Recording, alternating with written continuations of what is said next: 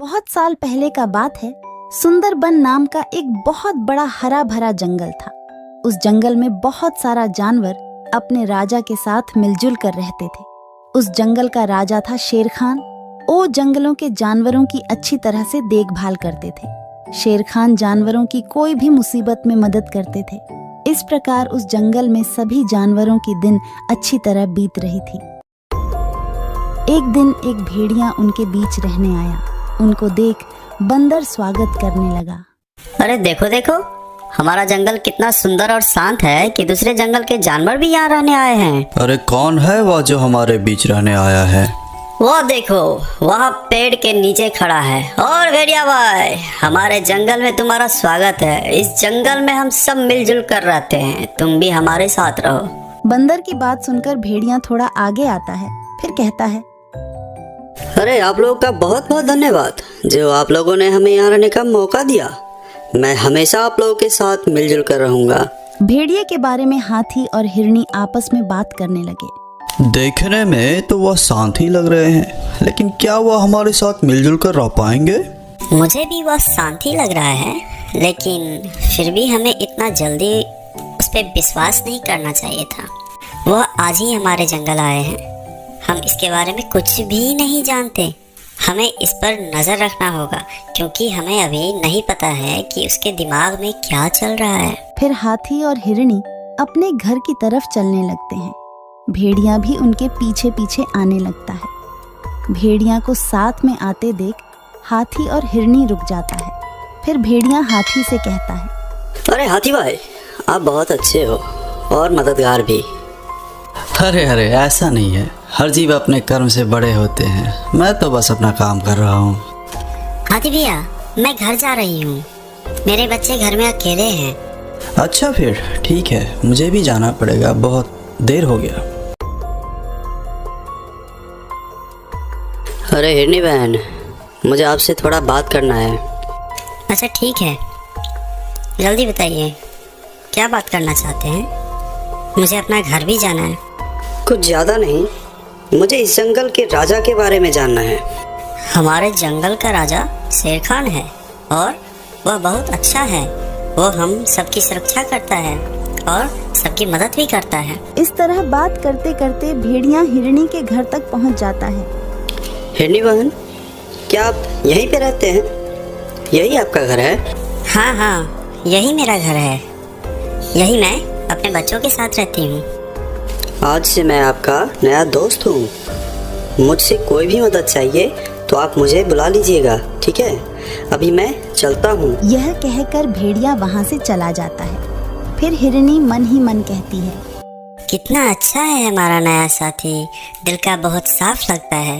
इस तरह कुछ दिन बीत जाने के बाद जंगल में एक एक करके जानवरों के बच्चे गायब होने लगते हैं। सभी बहुत चिंतित हो गए कि आखिर उन सब के बच्चे गायब कैसे हो रहे हैं।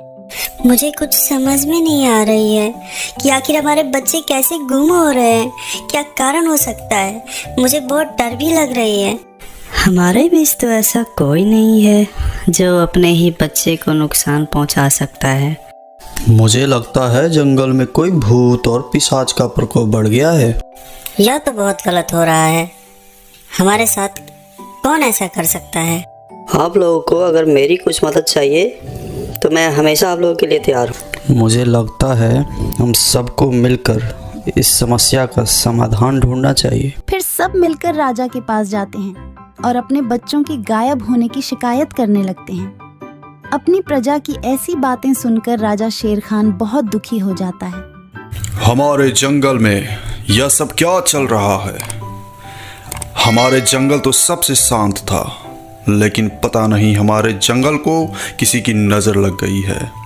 खैर, आप लोग जाइए, मैं इस समस्या का कोई उपाय सोचता हूँ। फिर सभी जानवर अपने अपने घर वापस लौट आए और सब डर डर के रहने लगे। इधर हाथी हिरनी के घर पर जाकर इस समस्या का बात करने लगे। अब हम लोगों को ज्यादा सतर्क रहना होगा। कब क्या हो जाए कुछ बोल नहीं सकते। हाँ, आप सही बोल रहे हैं हाथी भैया। जब तक वह पकड़ा नहीं जाता, हम लोग को सावधान रहना होगा। तभी खरगोश वहाँ पर भागते हुए आता है और कहता है, अरे कोई मेरे बच्चे को बचा लो, कहीं नहीं मिल रहा है मेरा बच्चा, कोई मदद करो मेरी, कोई मदद करो। अरे यह तुम क्या कह रहे हो? अभी तो सब ठीक ठाक चल रहा था, अभी क्या हो गया? हे भगवान, ये सब क्या हो रहा है? हाँ, मैं अपने बच्चों को घर में अकेला छोड़कर बाहर काम करने गई थी। जब मैं काम करके वापस आई तो मेरा बच्चा नहीं था। मैंने सारे जगह ढूंढ लिया लेकिन वह कहीं नहीं मिले। अब मैं क्या करूं, कहाँ जाऊं? हे भगवान, यह क्या जुल्म हो रहा है हमारे बच्चों के साथ। अब तो मुझे और भी ज़्यादा डर लगने लगा है। मुझे लगता है हमारे बीच कोई जासूस है जो हमारे पल पल की खबर हमारे दुश्मनों को बता रहा है। यह बात तो तुम बिल्कुल सही कर रही हो, मुझे भी इस बात पर शक हो रहा है। ठीक है, अभी मैं चलती हूँ, मुझे बहुत देर हो गई है, मेरे बच्चे घर पे अकेले हैं। इतना कहकर वह सब अपने अपने घर चले जाते हैं। अगले दिन हिरणी अपने बच्चों को घर में अकेला रखकर जंगल में जाती है खाना ढूंढने के लिए। खाना ढूंढते ढूंढते उसे बहुत देर हो जाती है। अरे बाप रे, खाना ढूंढने में बहुत देर हो गई। मेरे बच्चे घर पर अकेला है, मुझे अब जल्दी घर जाना है। मुझे नहीं पता कि मेरे बच्चे घर पर ठीक है या नहीं। भगवान मेरे बच्चे को कोई नुकसान ना हो। इतना कहकर हिरणी भाग के अपने घर की ओर जाती है। जब वह अपने घर पहुंचते हैं तो देखते हैं कि बच्चा तो वहां पर है ही नहीं। फिर वह बाहर आकर रोने लगती है। हे भगवान, मेरे बच्चे नहीं है, अब मैं क्या करूं? आज मेरा भी बच्चा गायब हो गया। हिरणी का रोने का आवाज सुनकर खरगोश वहां पर आ जाता है। क्या हुआ हिरणी बहन, तुम रो क्यों रही हो? आज मेरा भी बच्चा गायब हो गया है। मैं बाहर गया था खाना लाने, जब मैं वापस आकर अपने घर आया तो देखा कि वहाँ पे मेरा बच्चा नहीं है। अब मैं क्या करूं? शोरगुल सुनकर हाथी भी वहां पर आ जाता है और सारी बात सुनने के बाद बोलता है, एक बार वह दरिंदा अगर मेरे हाथ आ जाए तो मैं उसे अपनी सूर में लपेट कर पटक पटक कर उसको चटनी बना दूंगा। बात करते करते उन लोगों को भेड़िया पर शक हो जाता है और वह सब मिलकर उसकी शिकायत राजा से करने जाते हैं। महाराज, मुझे तो पूरा शक है कि वह भेड़िया हमारे बच्चे को शिकार बना रहा है, लेकिन वह बहुत होशियार है, वह कोई भी सबूत नहीं छोड़ रहा। मुझे भी उसी पर शक है महाराज, क्योंकि उसके आने के बाद ही जंगल में ये सब चल रहा है। आप लोग सही बोल रहे हैं, लेकिन मैं राजा हूँ, मुझे तो सबूत चाहिए। मैं बिना सबूत का उसे कुछ भी नहीं कर सकता। आप लोग उसके खिलाफ सबूत लेकर आइए, फिर मैं उसको दंड दूंगा। महाराज शेर खान का बात सुनकर सभी जानवर बहुत उदास हो जाते हैं और वह सब वहां से वापस आने के बाद आपस में बातें करने लगते हैं। अगर उस भेड़िया के खिलाफ एक भी सबूत मिल जाए तो मैं खुद ही उसे मार के ख़त्म कर दूंगा, फिर राजा का कोई ज़रूरत ही क्या पड़ेगी। बिल्कुल सही बोल रहे हो। हम लोग राजा के पास बहुत उम्मीद लेकर गए थे कि वह हमारे मदद करेंगे। ऐसा राजा का क्या लाभ जो हमारी मदद नहीं कर सकते, हमारे बच्चों को हिफाजत नहीं कर सकते। देखो भाइयों, अभी यह वक्त राजा का बात करने का नहीं है। इस विषय में हम बाद में भी सोच सकते हैं। फिलहाल तो हमें उस राक्षस को पकड़ना है जो हमारे बच्चों को गायब कर रहा है। मुझे तो उसी भेड़िया पर ही पूरा शक है। वह अच्छा बनने का नाटक करके हमारे साथ यह सब कर रहा है। हमें कुछ ऐसी योजना बनाना चाहिए जिससे हम उस राक्षस को नंगे हाथ पकड़ सकें। हम सब अपनी अपनी योजनाएं बनाएंगे और जिसका योजना सबसे अच्छा हुआ हम उस पर काम करेंगे। चलो राजा के पास चलते हैं। योजना के अनुसार बंदर सारे जंगल में राजा के साथ बैठक की घोषणा करता है। फिर सारे जानवर राजा के पास चलने लगते हैं। इधर भेड़िया झाड़ में छुपकर सब कुछ देख रहा था। अच्छा, तो राजा के साथ आज सारे जंगल का बैठक है, तो सारे जानवर राजा के पास ही जाएंगे, यानी सबके बच्चे घर में अकेले रहेंगे। आज मुझे फिर से शिकार करने का अच्छा मौका मिला है। फिर भेड़िया अपना शिकार ढूंढने के लिए आगे बढ़ता है। यहाँ सभी मिलकर महाराज शेर खान को भेड़िया के खिलाफ सबूत दिखाते हैं और वह बोलते हैं कि महाराज, आज भेड़िया को नंगे हाथ पकड़ने का अच्छा मौका है। फिर महाराज शेर खान जानवरों की बात मानकर उस भेड़िया का पीछा करने लगता है।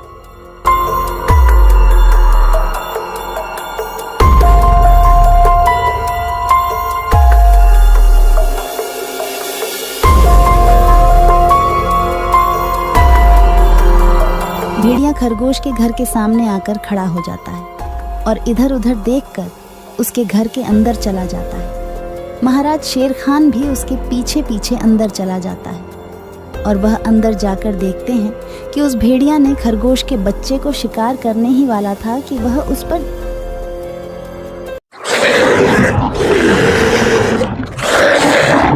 और उसे वहीं मार देते हैं। तो दोस्तों, ये कहानी से हमें यह सबक मिलती है कि हमें नए लोगों को मदद तो करनी चाहिए, लेकिन उस पे आंख बंद करके कभी भरोसा नहीं करनी चाहिए। दोस्तों, मेरे इस चैनल को ज़रूर सब्सक्राइब करें। आपका बहुत बहुत धन्यवाद। बहुत साल पहले की बात है।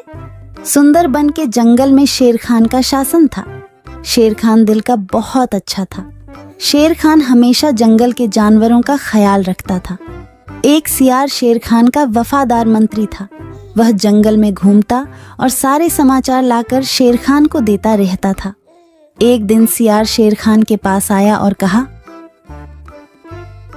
महाराज, जंगल के सभी जानवर कह रहे हैं आपके बाद इस सिंहासन पर कौन बैठेगा, इसीलिए ये सब कह रहे हैं कि आपकी शादी हो जानी चाहिए, क्योंकि आपका संतान ही आगे चलकर इस जंगल का राजा बनेगा।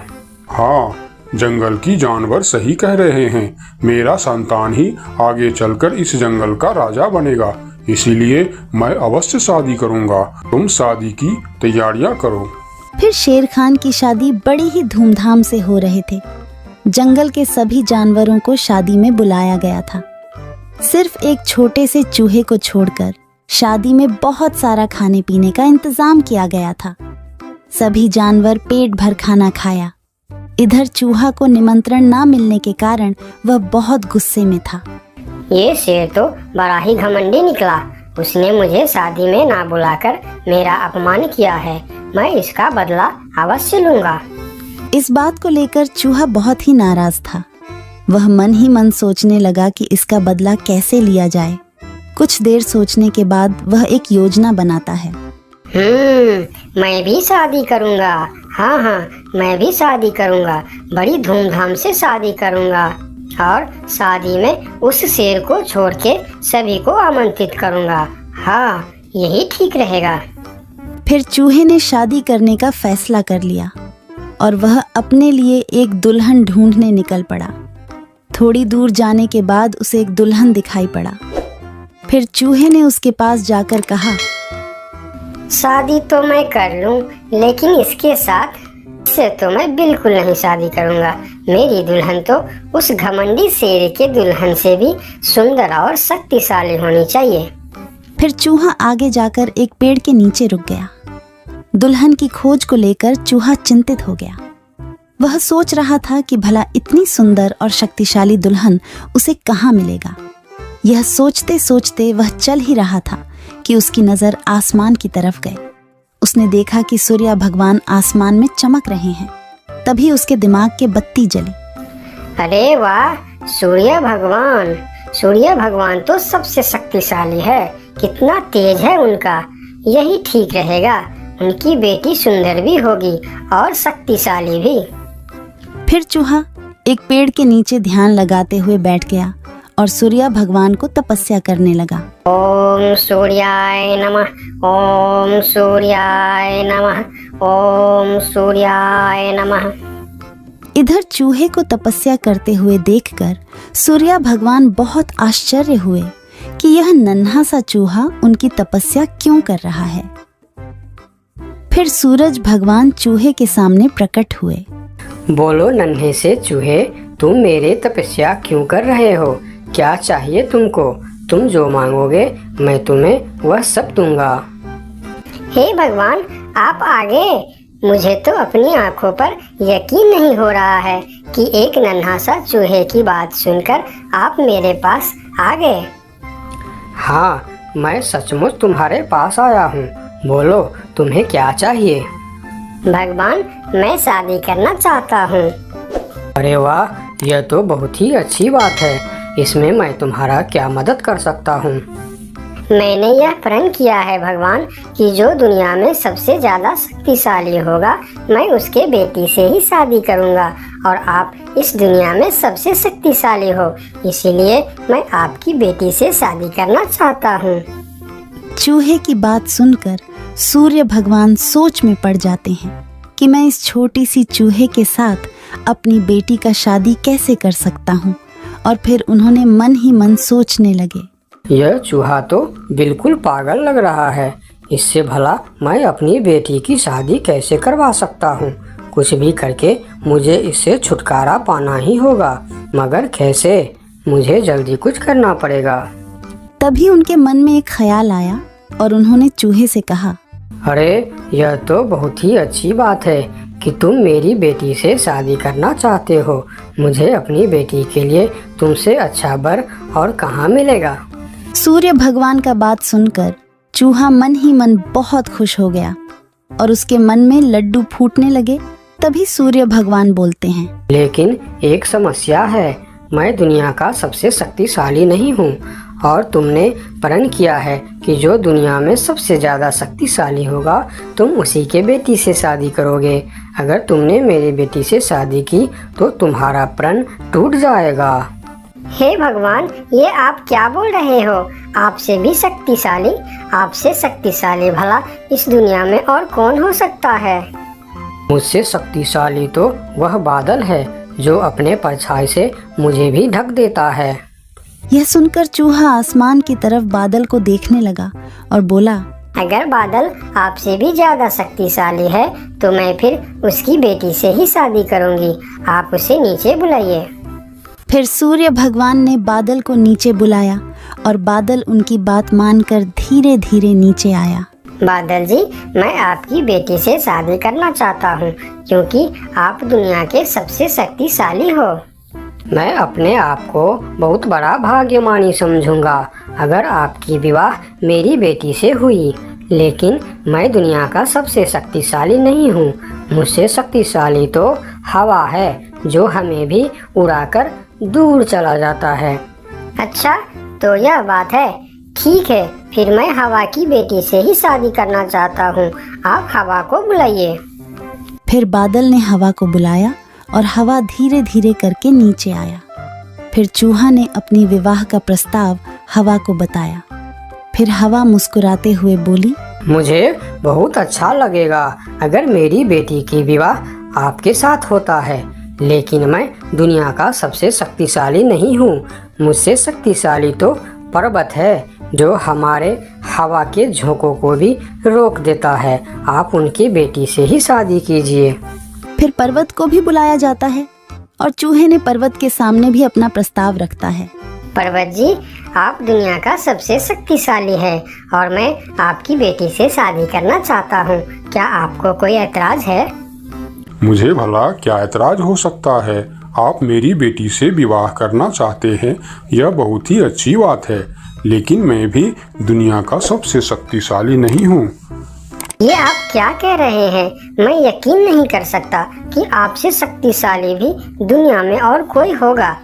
हाँ है, मेरे शिखर पर एक मोटा सा चूहा रहता है। वह मुझे रोज कुतर कुतर के वहाँ एक बड़ा सा सुरंग बना लिया है और उसमें अपने बच्चों और परिवार के साथ रहता है। वह मुझसे भी शक्तिशाली है। आप उसी के बेटी से क्यों नहीं शादी कर लेते? अगर ऐसी बात है तो फिर आप मुझे ले चलो उसके पास। मैं उसके बेटी से ही शादी करना चाहता हूँ। फिर सब मिलकर उस मोटे चूहे के पास जाता है और उसके पास उस नन्हा सा चूहा का शादी का प्रस्ताव रखता है। फिर जब नन्हा चूहा उस मोटे चूहा की बेटी को देखते हैं तो वह उसे बहुत पसंद आता है और फिर उन दोनों का शादी बहुत ही धूमधाम से होता है। नन्हे चूहे ने जंगल की सारे जानवरों को निमंत्रण दिया, लेकिन शेर से बदला लेने के लिए उसने उनको निमंत्रण नहीं भेजा।